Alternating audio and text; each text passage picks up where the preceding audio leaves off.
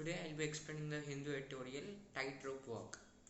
The RBI should not undermine its own credibility by delaying steps to rein in inflation. The RBI should not undermine means it should not decrease or weaken its own credibility or its own faith by delaying steps, by taking a lot of time to make steps which control the inflation.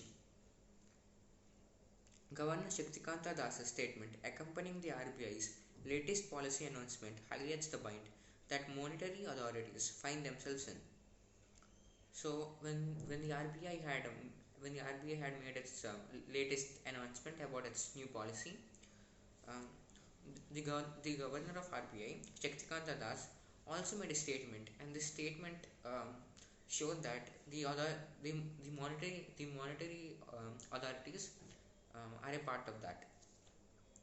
While the central bank's growth supportive actions, maintaining the benchmark interest rate at a decade low, ensuring ample liquidity, and an accommodative policy stance are yet to help engender a meaningful recovery. Inflation continues to disquietingly hover around the 6% upper bound of its mandated target. So the central bank support this so, the central bank supportive actions to maintain the growth are yet to be implemented to to ensure a meaningful recovery. Engender means to cause to produce. Here it's just we can just think of it as to help implement a meaningful recovery. Inflation continues to disquietingly hover. So even though they have some steps planned, right now the inflation is 6% above 6% above what is estimated or what is calculated. Governor Das acknowledged that the RBI's predicament when he said before the onset of the pandemic, headline inflation and inflationary expectations were well anchored at 4%, the gains from which we need to be considered and preserved. So actually, what they thought that the inflation would be was 4% above the normal if it increases, but now it's even 6% more than normal. Stability in inflation rate fosters credibility of the monetary policy framework and augurs well for the anarching inflation expectations.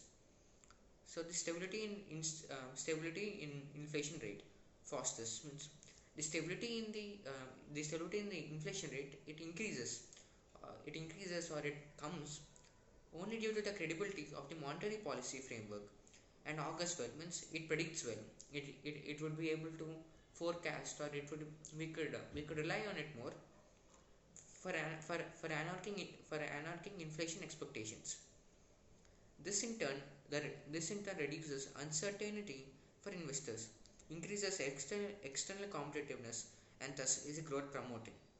So if all this happens according to plan, then this this reduces the uncertainty. Yes, investors a lot of, especially this time are very have kind of lost their faith in India because of what happened with Vodafone. So if this works according to the plan, we have a good chance of investors again gaining faith in India. Increases external competitiveness, and of course, if investors are investing, if the investors start to invest in India again, we'll get a global competitiveness back. It is this vital inflation targeting remit that the Monetary Policy Committee has temporarily set aside in the wake of COVID-19 and its brutal impact, while the central bank focuses its efforts on using all available policy tools to simultaneously preserve financial stability and support a durable economic revival. So, it is this vital inflation targeting remit that Monetary Policy Committee has temporarily set aside in the wake. So when COVID-19 came, the problem of the monetary authorities was set aside because they didn't get a chance to pay attention to it, as everyone was so caught up in the new normal of COVID-19 and its brutal impact. While the central bank focuses its efforts on using all available policy tools to simultaneously preserve financial stability and support a durable economic revival.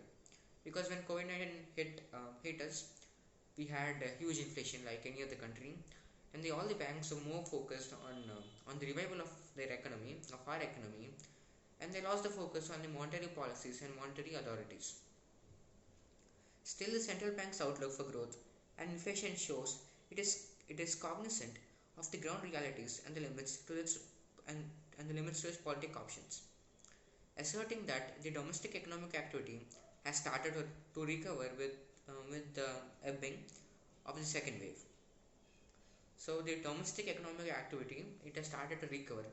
In the first wave, um, in the first wave, our economy was hit very hard, and the inflation was extremely high. But while coming to second wave, we have actually seen a recovery with the ebbing of the second wave. Since the starting of the second wave, we have seen a recovery. The MPC is hopeful of a bounce back in rural demand on the back of agricultural output remaining resilient, coupled with urban consumption recovering as the manufacturing and the service sectors rebound with a lag, and as increased vaccinations help release pent up demand. So, talking about the rural demand, that is the demand of the agriculture, the the state of agriculture is going back to normal before going to the conditions of how it was before the COVID-19 hit, and the service sectors, the manufacturing sectors, and the economic conditions in urban areas are also getting back to normal. And all of this happened with the start of the second wave, and obviously yes, the process of vaccination also helped a lot. However, given that underlying conditions are still weak and the current situation index of the consumer confidence in its own July survey is still stuck near the all-time low polled in May, the RBI has retained its full-year GDP growth forecast at 9.5%. So even though there are many growths, even though many sectors like manufacturing sectors and agriculture sector and service sectors are growing, even though their economies are growing, we still have some major basic core problems that we have to still fix. An example is like the monetary policies and the authorities, and the next one is the vaccination, because less than half percentage of the people who are older than 45 years are vaccinated, and we didn't even still vaccinate the entire population of India. However, given that conditions are still weak in the current situation, so we need to look at the main problems that caused that made the GDP of India to be so low. And the RBI has also told that after this year, the GDP's growth rate would be 9.5%. The fact that it has at the same time lowered the Q2, Q3, and Q4 growth projections it made just 2 months ago by between zero point 0.5 and zero point 0.9 percentage points belies the uncertainty in its outlook. So the projects that the central bank or RBI has recently taken up, like Q2, Q3, and Q4, it stopped them because it didn't stop them, but it lowered their pace, and this certainly shows us that it is not sure about something. There is some doubt in there is some doubt, and they're not being completely transparent. There is something wrong.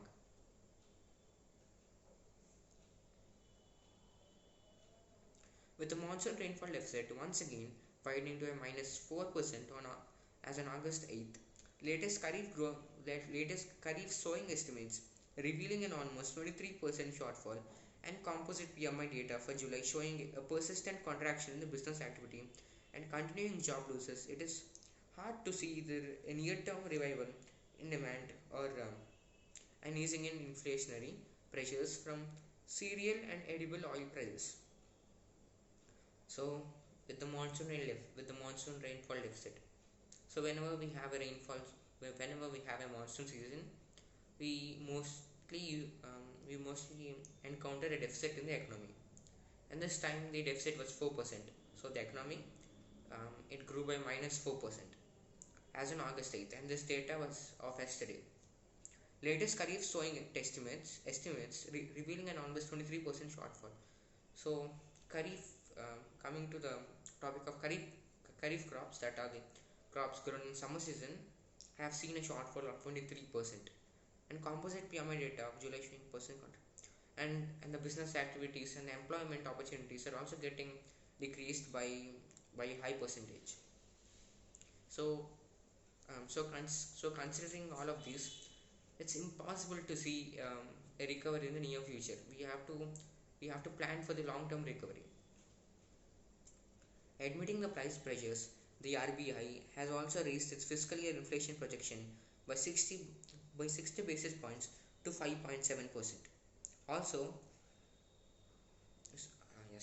the RBI has raised its forecast of the inflation of this fiscal year to 5.7%, and by doing so, given more.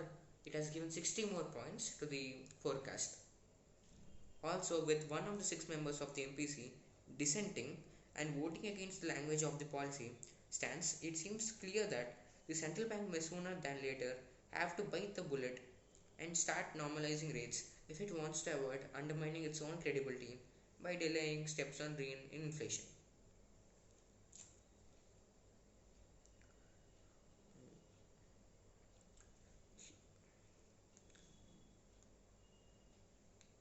The central bank, what it should do right now, as quick as possible, is to decrease the rates ASAP, as soon as possible, before everyone in the country loses their faith in it.